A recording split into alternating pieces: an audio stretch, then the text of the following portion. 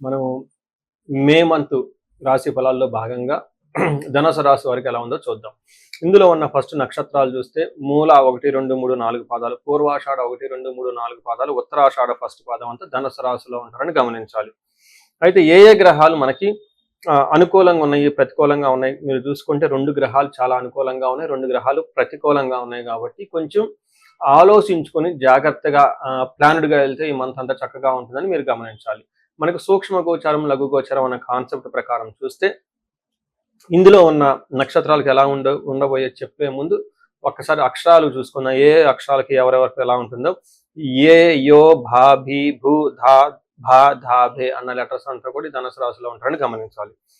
అయితే ఈ గ్రహాలు ముందుగా చెప్పుకున్న విధంగా 4 గ్రహాలు మారటంతో 2 గ్రహాలు అనుకూలంగా, 2 గ్రహాలు ప్రతికూలంగా ఉన్నాయి. కొంచెం ఫేవరబుల్, కొంచెం అన్ఫేవరబుల్ గా ఉంటుంది ఈ మంత్ అంతా. కభీ ఖుషి కభీ గమ్ లాగా కొంచెం అప్స్ అండ్ డౌన్స్ గా ఉండే అవకాశం ఉంటుంది, మిక్స్డ్ గా ఉంటుందని తెలుసుకోవాలి. అందులో సూర్యుడు వల్ల ఏమవుతుందంటే ఫస్ట్ 15 రోజులు కొంచెం మానసికంగా ఆందోళన ఉండే అవకాశం ఉంటుంది. సూర్యుడు 15వ తారీఖు మారటంతో బాగా ఉత్సాహంగా ఎనర్జెటిక్ గా ఉంటారు. శత్రువులు అనేవాళ్ళు మీ యొక్క ధాటికి తట్టుకోలేక దూరంగా పారిపోతారు. అదేవిధంగా ధనాన్ని మీరు కోల్పోయే అవకాశం ఎక్కువగా ఉంటుంది. ఓవరాల్ గా విజయవంతంగా ఉంటుంది.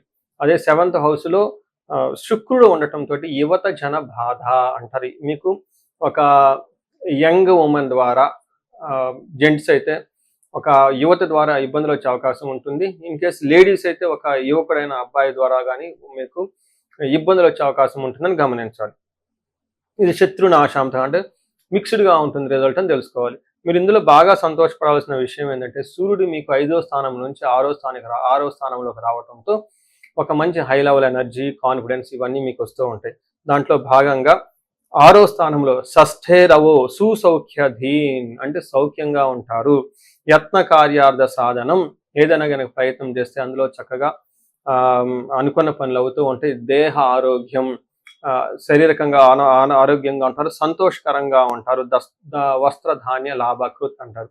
అంటే బట్టలు కొనటం కానివ్వండి, ధాన్యం కొనటం కానివ్వండి, అనుకున్నవన్నీ కొనుక్కునే అవకాశం ఎక్కువగా ఉంటుందని గమనించవచ్చు. అంటే 6వ ఇంట్లో సూర్యుడు ఉండటం వల్ల ఓవరాల్గా మీకు లైఫ్లో కాన్ఫిడెన్స్, మీ మాటలకు విలువ, అలానే మిమ్మల్ని ఇబ్బంది పెట్టేవాళ్ళు మీ నుంచి దూరంగా వెళ్ళిపోతారని గమనించుకోవాలి. అయితే 5వ స్థానంలో కుజుడు ఉండటంతో ఇది కొంచెం మీకు టూ మచ్ అనవసరమైన వాటికి ఖర్చులు కలిగించే అవకాశం ఉంటుంది. ఎడిక్షన్స్ ఎక్కువయ్యే అవకాశం ఉంటుంది. ఆల్కహాల్ తీసుకోవటం, గ్యాంబ్లింగ్ చేయటం, ఆన్లైన్ ట్రేడింగ్ చేయటము, తర్వాత లవ్, రొమాన్స్ ఇట్లాంటి విషయాల్లో కొంచెం ఇబ్బంది పడే విధంగా ఉంటుందని గమనించాలి. 5వ స్థానంలో కుజుడు ఉండటంతో దేహ జాడ్యం అంటే శారీరకంగా చాలా టిఫ్గా ఉంటారు. సంతానం, కాలతిక్రమణ భోజనం, సంతాపం అంటే ఊరుకోరిక బాధపడే అవకాశం ఉంటుంది. టయానికి భోజనం చేయకుండా ఉంటారు. దురితం కర్మ లాభచ్చ ఏదైనా కనుక పని చేస్తే అందులో మీకు లాభం అనేది రాదు. సంతాపం ఉంటుంది. ఏదైనా దురితం అంటే చెడ పనులు చేయాలన్న ఆలోచన ఎక్కువ వస్తూ ఉంటుంది. ఈ టైంలో చాలా మందికి ఎడిక్షన్స్ ఎక్కువ గురయ్యే అవకాశం ఉంటుంది. స్మార్ట్ వర్క్ చేయాలని ట్రై చేస్తూ ఉంటారు. అంటే ఇక్కడ కుజుడు మీకు అంత సపోర్ట్ ఇవ్వటం లేదు, మిమ్మల్ని డైవర్ట్ చేస్తూ ఉన్నాడు, మిమ్మల్ని అనవసరమైన ఖర్చులు పెట్టేస్తూ ఉన్నాడని గమనించుకోవాలి. అయితే 7వ స్థానంలో శుక్రుడు ఉండటం ఇది కొంచెం మిక్స్డ్గా ఉంటుంది. కొన్ని విషయాల్లో పాజిటివ్గాను, కొన్ని విషయాల్లో నెగిటివ్గా ఉంటుంది. అందులో 7th హౌస్లో శుక్రుడు ఉండటం వల్ల కోపస్తద భీధి సర్వదా క్లేశ జీవనం, స్త్రీ జాడ్యం, మేహ రోగాది భృగవు సప్తమేగే ఫలం అంటారు.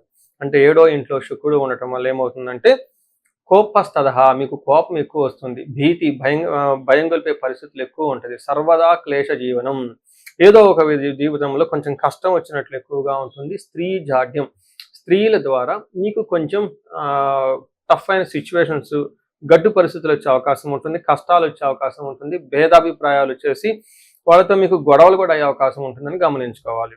అదే లవ్, రొమాన్స్, ప్లేజర్ ఇలాంటి వాటికి సంబంధించిన వ్యవహారాలు అయితే మాత్రం చక్కగా ఉంటుందని మీరు గమనించుకోవాలి. సో చూసారు కదండి ఈ వారం మీకు ఎలా ఉంటుందో. మిక్స్డ్గా ఉంటుంది, కొన్నిట్లో బాగుంటుంది, కొన్నిట్లో ఇబ్బంది పెట్టే విధంగా ఉందని తెలుసుకోవాలి. అయితే మీకు నక్షత్రం ప్రకారం చూసుకుంటే ఇంకా మూల, పూర్వాషాఢ, ఉత్తరాషాఢ 3 నక్షత్రాలు ఇందులో ఉంటుంది. ఇందులో మూలా నక్షత్రం వాళ్ళకి చక్కగా ధనప్రాప్తి ఉంటుంది, ఏ పని చేసినా విజయవంతంగా ఉంటుంది. అయితే బంధనము, రోగము చూపిస్తుంటుంది. ఇక్కడ బంధనం అంటే ఒక కన్ఫ్యూజ్డ్ అయిన పరిస్థితుల్లో మీరు ఉంటారు.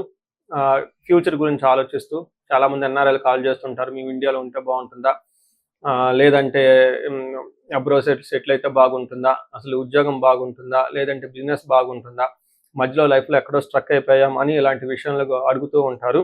అంత బంధనము, లేదంటే మల్టీ సోర్సెస్ ఆఫ్ ఇన్కమ్ ఉంటుంది, లేదంటే గవర్నమెంట్ ఆఫీస్ జాబ్కి ఒక 3-4 సంవత్సరాల నుంచి ప్రిపేర్ అవుతున్నాము, ఇప్పుడు ప్రిపేర్ అయితే బాగుంటుందా లేదా, అసలు వస్తుందా లేదా, ఇలాంటి విషయాలు తెలుసుకునే ఒక కన్ఫ్యూజన్ అనే పరిస్థితుల్లో ఉంటారు. కాబట్టి దీనికి బెస్ట్ ఆన్సర్ మీ హారోస్కోప్లోనే ఉంటుంది. అది ఒకసారి చూపించుకుంటే చాలా బాగుంటుంది.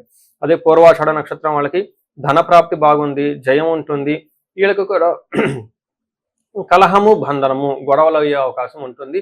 తర్వాత బంధించబడినటువంటి పరిస్థితి ఉంటుంది. నెక్స్ట్ పూర్వాషాఢ నక్షత్రం వాళ్ళకి జయప్రదంగా ఉంటుంది, ధనప్రాప్తి ఉంటుంది. తర్వాత బంధనము, రోగము, కలహము అని కూడా వీళ్ళకి చూపిస్తూ ఉంటుంది. సో చూశారు కదండి, ఏ ప్రకారంగా చూసుకున్నా కానీ వీళ్ళకి కొంచెం ఇబ్బందులతో కూడి ఉంటుంది అన్న విషయాన్ని కొంచెం గమనించుకుంటే చాలా బాగుంటుంది. టోటల్గా వీళ్ళకి పూర్వాషాఢ, ఉత్తరాషాఢ నక్షత్రం వాళ్ళకి సివియర్గా గ్యాస్ట్రైటిస్ వచ్చే అవకాశం ఉంటుంది. రెండోది వీళ్ళకి ఈ రాశి వాళ్ళకి ధనుసు రాశి వాళ్ళకి అర్ధ అష్టమ శని నడవటంతో పాటుగా కొంచెము ఇబ్బందులు పడే అవకాశం ఉంటుంది. కొంచెం జాగ్రత్తగా గమనించుకోవాలి. అనుకున్న పనులన్నీ త్వరగా కాకుండా నిదానంగా అయ్యే అవకాశం ఎక్కువ ఉంటుంది. సో ఏ ప్రకారంగా చూసుకున్నా ఇది మిక్స్డ్గా ఉంటుంది. ఈ మాసం కొన్ని విషయాల్లో బాగుంది కాబట్టి ఎక్కడ బాగుందో వాటి మీద టైం ఎక్కువ స్పెండ్ చేయండి. ఎక్కడైతే కొంచెం ప్రతికూలంగా మీకు అనిపిస్తుందో ఒక 2 స్టెప్లు వెనక్కి తీసుకొని రిలాక్స్ అయ్యేసి తర్వాత స్టార్ట్ చేస్తే బాగుంటుంది.